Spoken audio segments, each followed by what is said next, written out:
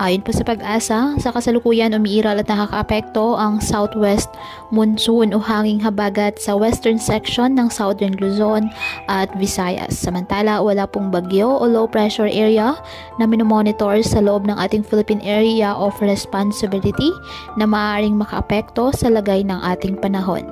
Ngayong araw, ang Palawan asahan ng maulap na kalangitan na may kalat-kalat na pag-ulan at thunderstorms dahil po sa habagat.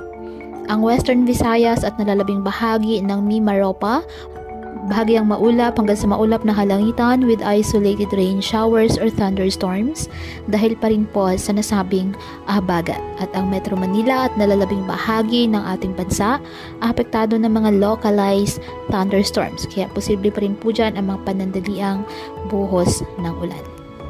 Kaya patuloy pa rin po natin na pag-iingat ang ating mga kababayan sa banta po ng mga posibilidad ng pagbaha at pagguho ng lupa, lalo na kapag may malalakas na ulan. At ugaliin po na magdala palagi ng payong o hatan mo panangga sa ulan sa tuwing lalabas po ng ating mga tahanan. At yan po muna update sa lagay ng panahon ngayong araw. Muli patuloy po tayo na mag-ingat at palaging tandaan, God loves you. Stay safe and God bless.